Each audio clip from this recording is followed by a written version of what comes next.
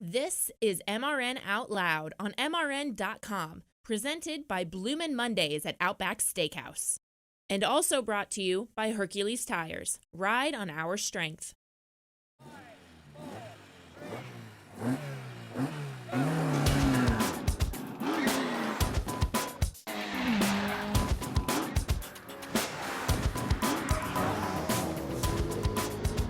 MRN Out Loud, presented by Outback Steakhouse on a Monday. Joey Meier on special assignment. I'm Woody Kane. So Noah Gragson sitting in to fill in the big chair and take us through this program as our co-host. You guys have an off week coming up in the Xfinity Series, but man, you almost were able to win that thing at Kansas this past weekend. Yeah, we were close. We were, I think, about 3 or 4 inches away from not getting a flat right rear tire. We were passing for the lead there on the restart where the 2 and the 00 got into each other. And then boy, did they.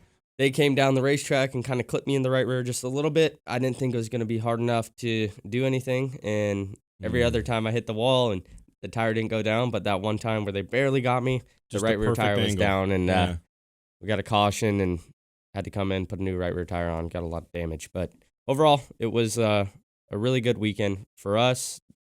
Speed-wise, I think the guys at Junior Motorsports should be really proud at all the effort they've been putting in, and I think it really showed this weekend. So, driver, myself, made too many mistakes, kind of hurt us hitting the wall and stuff, but the car was really, really good. That's typically not a good thing. No, not a good thing. Sometimes you can survive it. I mean, I remember a few years ago, Kyle Larson tried repeatedly to knock the wall down in the truck at Eldora and just kept doing it, and finally the truck said, okay, I'm done. Yeah, it's one of those things where, well, thankfully, the people in the fab shop at Junior Motorsports, they build really, really strong race cars because I've hit the wall a couple times this weekend. I'm like, my day's done now. And I kept going and had a shot to win the race with 6 to go. So overall, a lot of adversity, but the car was really, really fast. And there's a lot of speed. We're starting to peak at the right time. And I'm just really proud of our race team and where we're at.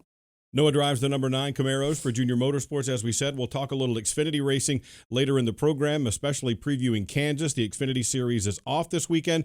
Cup and Trucks headed to Martinsville Speedway. They had a big race this weekend, or the Trucks were off, but the Cup teams did. Denny Hamlin wins, but what a battle at the end.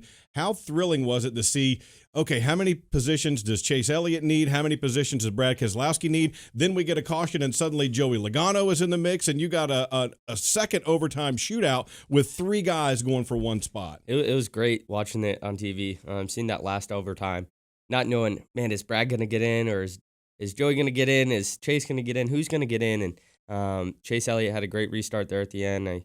He finished second in the race, so that's what he needed to do. I think it was 3 or 4 points that he beat Keselowski, and I was surprised. I thought Keselowski was going to get him.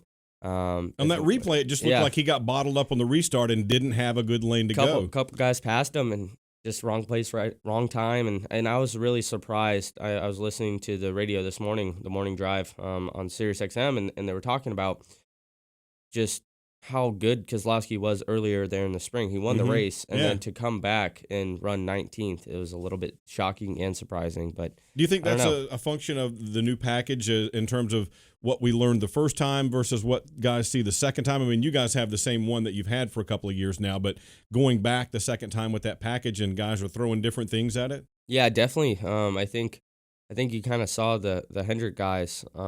They maybe weren't that good in qualifying, but I mean, Chase Elliott was right there competing for the win at the end. So it's, I think the beginning of the year is more of a question mark going to these racetracks for the first time. Now they're getting there for the second time, and they kind of know what they want to have. So you see a lot of different strategies. RCR guys are really, really fast in qualifying. I mean, Hemrick was really good, and I don't know where he finished or he got swept up in that wreck with Daniel Suarez late. Suarez got turned, and he went right in front of Hemrick, who was on the outside looking like he was – all clear, and next thing you know, there's a car sideways in front of him. Definitely interesting to see kind of the differences in how guys approach if they want to be really trimmed out and have a lot of speed for single car runs, or if they want to have more downforce and maybe be a little bit better in the race later and be able to hold it wide open for longer.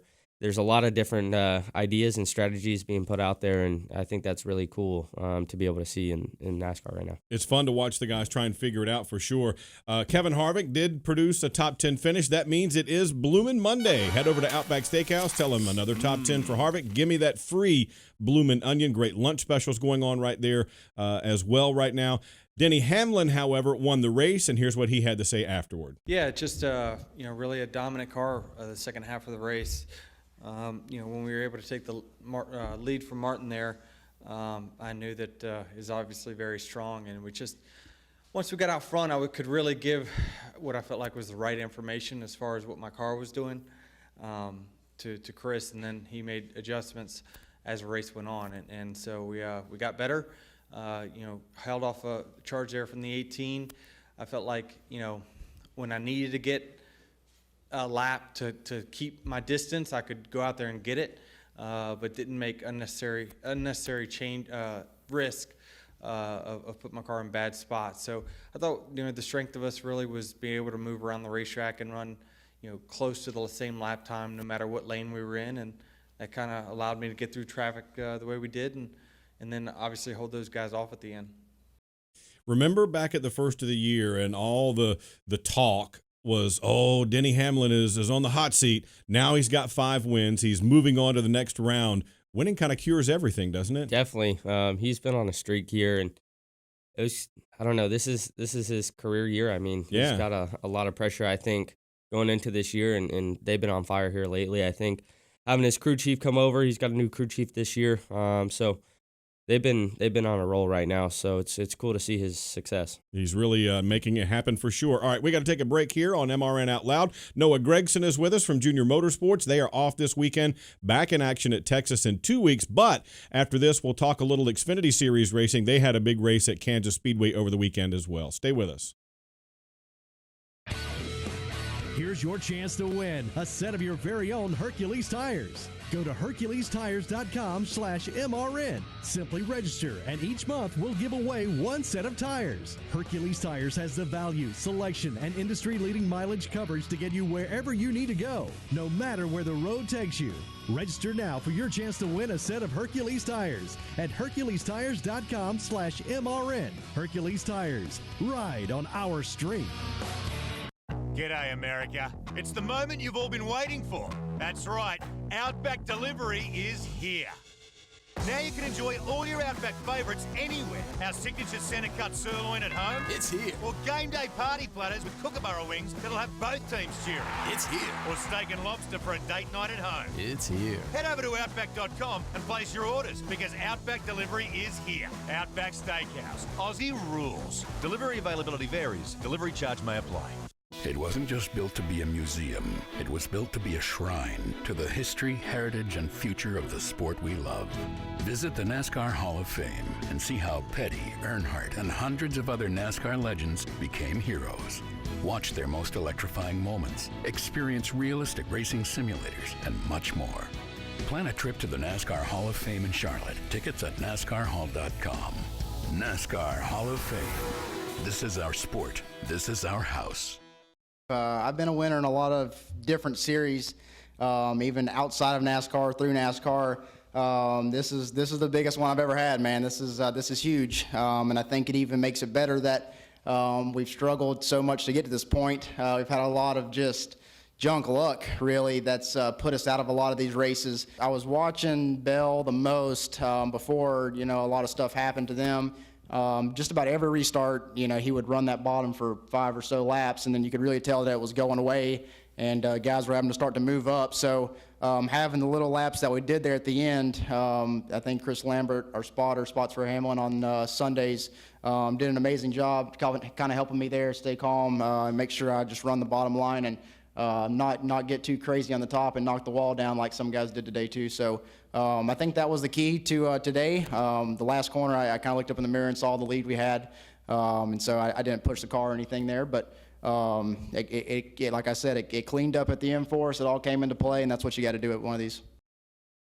Always love to see first-time winners, and in this case, Brandon takes a spot away that a playoff guy could have gotten to secure his ticket to the next round, and you got to be in the right place at the right time to make it happen, and he sure was. Definitely. It's great seeing Brandon be able to win that race. Obviously, we want to win on the 9 team ourselves, but I've been buddies with Brandon for a long time, so he's a great guy, and it's cool to see him succeed. And for us playoff guys, it's kind of good for myself, Justin, Michael Annette to be able to have him win, because it doesn't take away a position for maybe Chase Briscoe or Austin Cindric to kind of get into that fourth spot in the playoffs.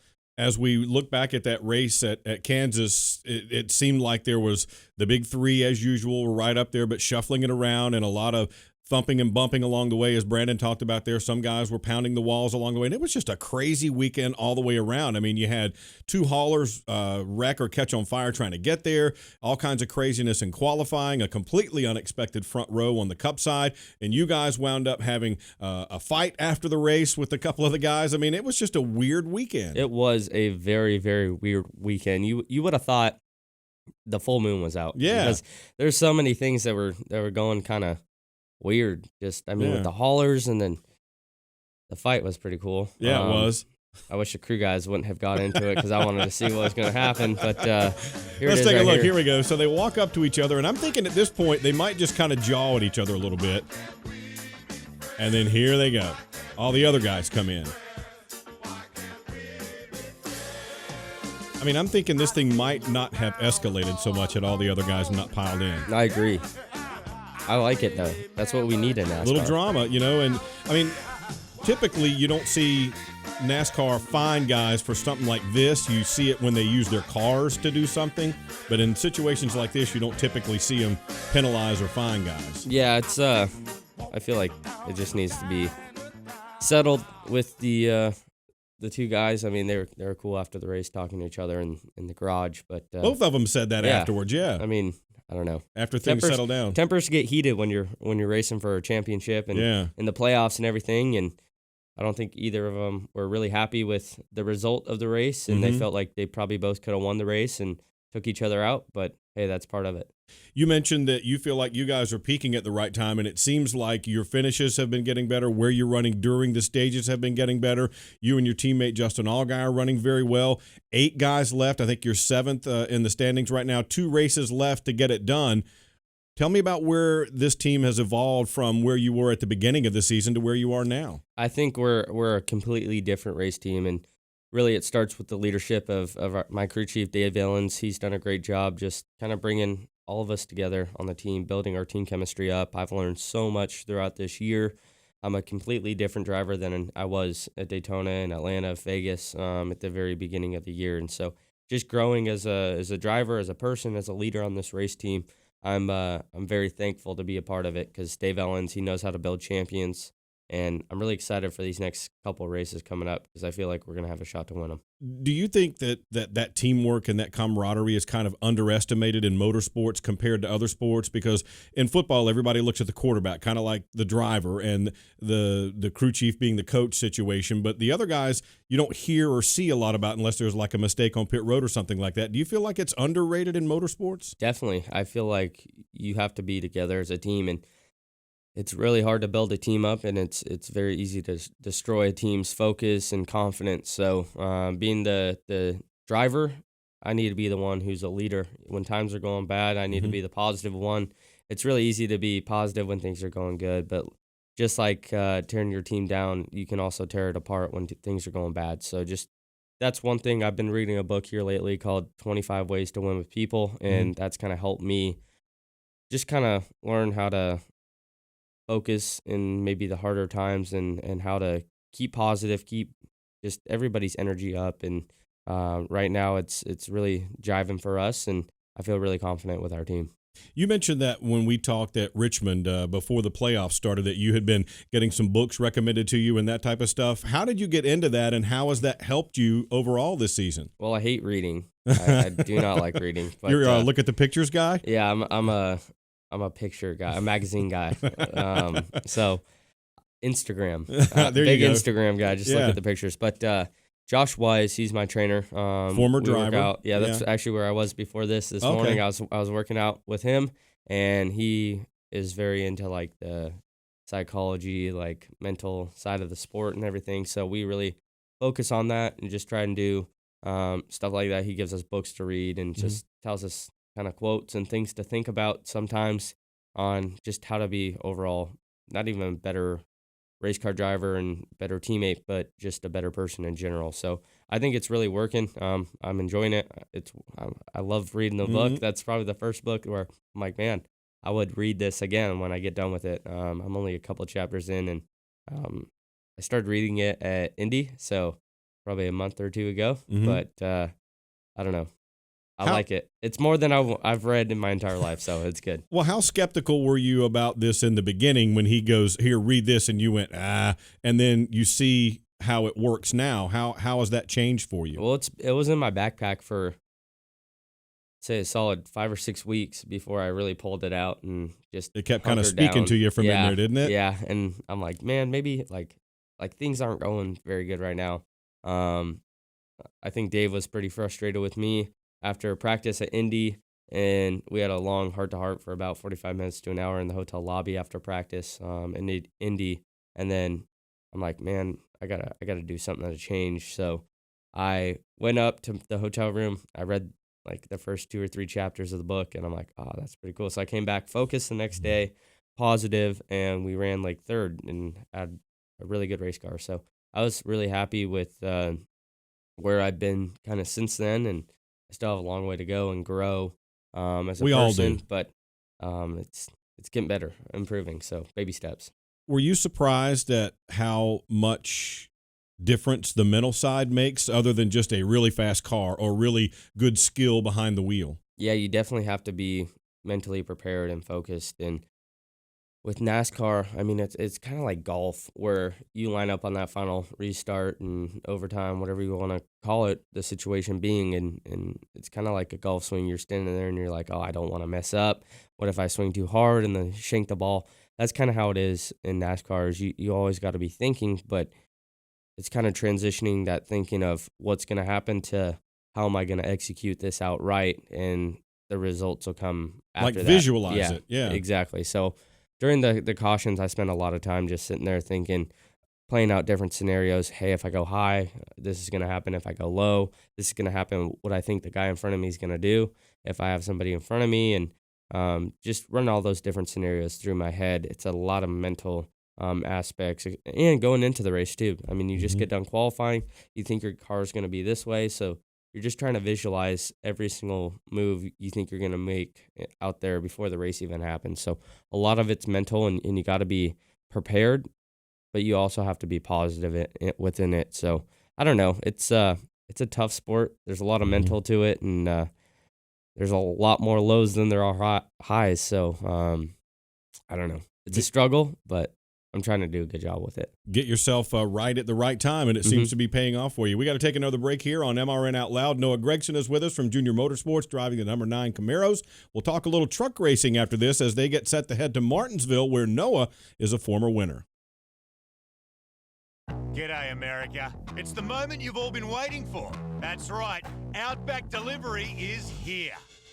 Now you can enjoy all your Outback favourites anywhere. Our signature centre cut sirloin at home. It's here. Or game day party platters with kookaburra wings that'll have both teams cheering. It's here. Or steak and lobster for a date night at home. It's here. Head over to Outback.com and place your orders, because Outback Delivery is here. Outback Steakhouse. Aussie rules. Delivery availability varies. Delivery charge may apply. Sunday, October 27th at Martinsville Speedway. It's a fight to the finish.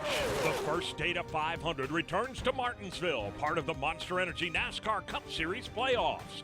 Get tickets now at martinsvillespeedway.com or call 877-RACE-TIX. That's martinsvillespeedway.com or 877-RACETIX for the first Data 500. October 27th, it's a fight to the finish.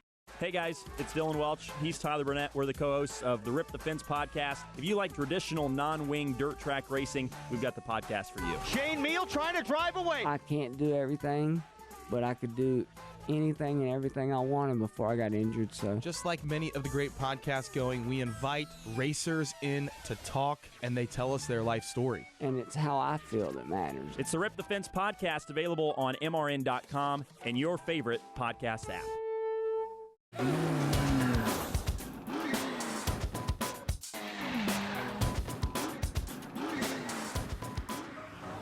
MRN Out Loud, presented by Outback Steakhouse. Noah Gragson with us, filling in for Joey Meier, who's on special assignment again. I don't know what we got to do to get Joey back in the studio, but we'll figure that out. Meanwhile, our friends at Hercules Tire are giving away an opportunity for you to win a free set of tires every month. All you have to do is register by going to HerculesTire.com/MRN, and you might be the winner of a free set of tires. Tires aren't cheap, so that could be a big deal. Hercules.com, HerculesTire.com/MRN, and register to win. You might get a free set of tires. Let's talk a little truck racing. You have been a full-timer in that series.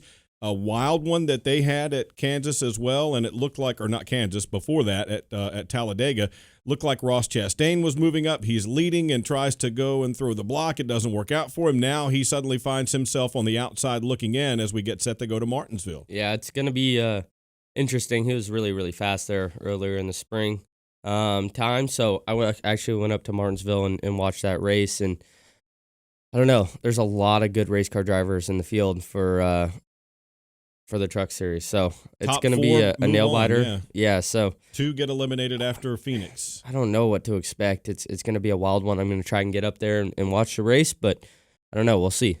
Does it surprise you that Brett Moffitt wins a championship, changes teams, and is back on top again, and then Austin Hill goes with the team that won the championship the year before and is right in the thick of it here coming down the stretch? Yeah, Brett's a great race car driver. I was able to compete against him last year for the championship, came up second to him at Homestead, unfortunately, but he's really, really good, and he's got a lot of experience too. Yeah, I had to keep reminding myself that this guy has been racing, and he's raced a full year Cup. He's been the Cup Rookie of the Year, so he has a lot of experience, and I think that definitely helps him within the playoffs. When we go to Martinsville, will that experience help, or will it benefit some of the guys who don't have as much experience? I don't know. It's hard. I've been there with not a lot of experience and ran fourth my first time there, and then the second time there I ran first. I won the race, and so I don't know. It's kind of weird at Martinsville. It seems like it's different every single time you go there.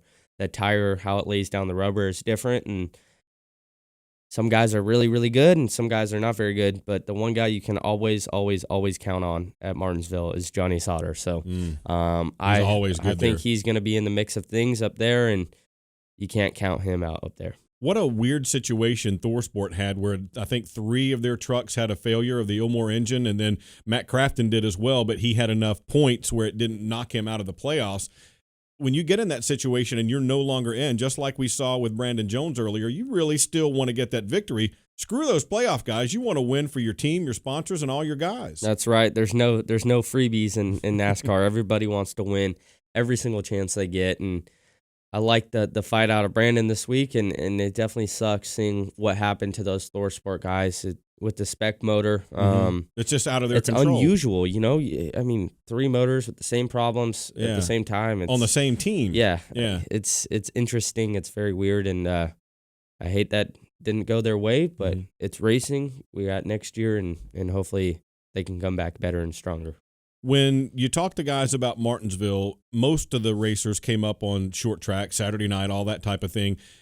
A lot of the guys I've talked to say you have to drive Martinsville a little differently than you did your typical Saturday night short track. Why? What makes it unique? Well, it's a different racetrack. I mean, you got an asphalt to concrete transition when you get into the corner, so that is different on the tire. It feels like the weather is really dependent on how the rubber lays down there.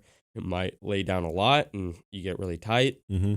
When I won there, it seemed like the rubber kind of powdered off, and it would pick up a lot under cautions, and sort of like what Dover does. Exactly. So it's different every single time. It'll either stick to the racetrack, and you'll get a big groove, and when you cross over the rubber, it's like an inch thick for probably 12 to 18 inches wide where you run your right side tires, and so when you cross back over that on exit, it makes it really tight, and you shove out to the wall. So there's so many different scenarios with how the tire lays the rubber, and you can run a couple different lines around that racetrack, and that I feel like they all work about the same. There's no right or wrong way to do it. So whoever can adjust and transition the best and get their truck driving the best is going to be the guy, hopefully, in victory lane.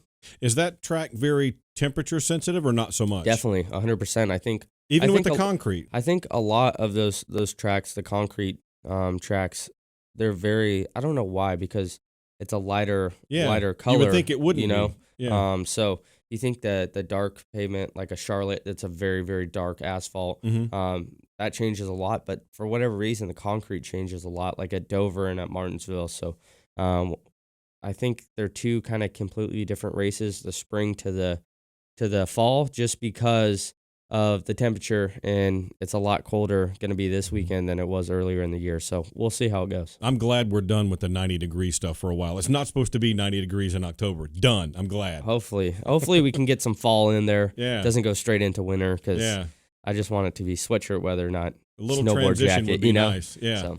All right, we got to take our final time out here on MRN Out Loud. We'll talk a little Xfinity racing and look ahead at Texas, Noah's next race, after this. It wasn't just built to be a museum. It was built to be a shrine to the history, heritage, and future of the sport we love. This is our house, the NASCAR Hall of Fame, and it's packed full of classic and present-day cars, including Petty's, Earnhardt's, and Waltrips, as well as interactive experiences, realistic racing simulators, and much more. Plan a trip to the NASCAR Hall of Fame in Charlotte. Tickets at NASCARHall.com. NASCAR Hall of Fame. This is our sport. This is our house. G'day, America. It's the moment you've all been waiting for. That's right, Outback Delivery is here.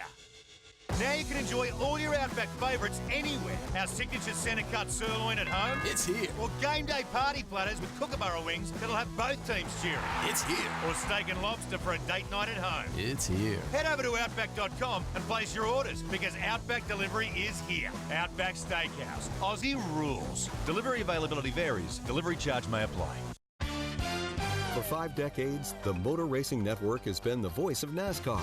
And now, it's time to tell our story. They are in turn 2 in front of Mike Joy. With help from some of the sport's iconic voices. Oh, crap! And I spin around. Here comes Richard Petty. I'm Fred Armstrong. Join me for MRN's newest podcast series. MRN Presents 50 Years, the voice of NASCAR. Available for download on MRN.com.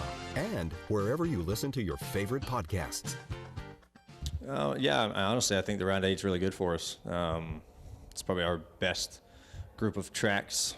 And I think, kind of in the spot we're in, with not having a ton of the bonus points that maybe, some of the Gibbs guys have, or the 4-car, I think it's going to take a win in our spot to get into Homestead. And I look at Martinsville. We've run really good there the last couple of years and run 4th earlier this year and led some laps. We were leading at Texas when we blew up and had a really strong car, and we led a bunch of laps at Phoenix and ran 3rd. So I think it'll take to win one of those places just in the spot we're in. I think the guys that have a ton of bonus points, they can just consistently run well and be able to have a shot at it. But in our spot, I think we can go out and win any one of those 3 races. Those tracks have been really strong for us. Just a matter of kind of finding that little bit at the end to really set yourself apart from everybody else. But I do like the 3 tracks that are coming up. They seem to be really good for us this year. Do you think we're getting to the point of the season in all 3 series where most of the guys aren't going to just be able to point their way in? You need a win? Definitely. I think that's kind of the case in the Xfinity Series and in the Cup Series. I mean, stage points are really, really key in those top 3 guys. You got Martin Truex, you got Kyle Busch, you got They just got a Denny huge Hamlin. war chest built up. Yeah, they get to start with really an advantage. So that's how it shakes out as we start the next round. I mean, it's one of those deals where you have to score stage points. I mean, you see the top 3 guys, Kyle, Denny, Martin Truex, they're able to start with really a 15-point advantage over 4th place. And so that's 15 spots on the track. A really big deal. So just getting stage points throughout the year, that's very, very beneficial. And I think it kind of gets a little bit underestimated until you get in the playoffs and you're like, man, we need to have more. Had yeah, yeah, exactly. So I don't know. It's interesting to see how those, and it's going to be exciting once we get to these racetracks. I mean, you go to Martinsville, we saw what happened last year with Denny and or Martin and Joey Logano. Yep. They shook Crazy. it up, and Joey ended up winning the championship. And everybody was talking about the big three all year, and then lo and behold, Logano comes out and wins the championship. It's one of those things where it's going to make it really, really exciting, and I'm definitely going to tune into the next 3 races. You guys are not racing in the Xfinity Series at Martinsville this week, but you come back at Texas in 2 weeks. Tell me about your team's position going into Texas, not points position, but how you feel about racing that track. Well, I feel really, really good there. That's probably one of the best racetracks we've been at throughout this whole year with the Junior Motorsports number 9 team. So we were able to kind of run up front and get a lot of points throughout that race. Kyle Busch was in that race, and so we're in a position where we have to win, I feel like. It's going to be hard to beat Justin Allgaier. He's, I think, 17 points up from the cut line right now, so I don't wish bad luck on anybody, but it's one of those deals where I'm not going to be discouraged if they have bad luck. So I feel like we can go there and win the race. Phoenix, I'm not really sure. I feel confident in how I was there in the truck, but I wasn't very good there earlier in the springtime in the car. So it's going to be interesting to see how these next 2 races go, but a lot of aggressiveness going to be coming from myself. When you look at Texas now that they've changed the track and the 2 ends of the track are very different, do you have to compromise similar to what you do at Pocono, be good, really good one place and not so good at the other, or can you be good in both? It's tough. I felt like I really try and focus on the flatter side, the new turn 1 and 2, where the mountain is. I call it because it's so new, they swap where the start-finish line is, so the corners are opposite now. So I just say the mountain side and the grandstand side. But where the mountain is, turn 1 and 2, I think I really need to focus on getting through there with a lot of speed.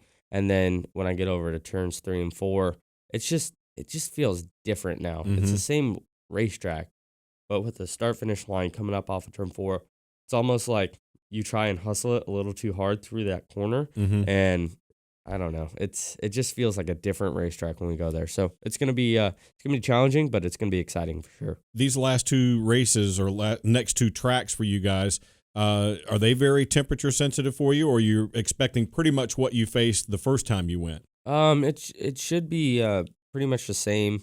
I feel like when we get to Phoenix, but Texas is going to be a lot different. It's going to be a lot hotter, I think. I mean, it probably 20 or 30 degrees hotter. So you had to be pretty much wide open in turns 3 and 4 at Texas earlier this year in the spring to be fast. That's how we were. We were pretty quickly around that place. And then I think we're going to be having to lift a lot more just because of the heat, and the tire's not going to be able to have that much grip in it with more heat. So it's going to be interesting to see how much throttle we can carry through there and what the fast guys are doing. Hopefully we'll be one of the fast guys. So I don't know. Time's going to tell. We got 2 weeks to find out, and I'll let you know after the race how it goes.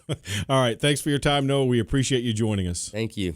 All right. We got a big week coming up here on the Motor Racing Network, headed to Martinsville Speedway. We kick it off this week on Tuesday night. Mike Bagley on NASCAR Live, 7 o'clock Eastern time, our regular time there for NASCAR Live. We also have practice coming up at Martinsville. All that starts on Saturday. Our first practice coverage comes up noon Eastern time Saturday.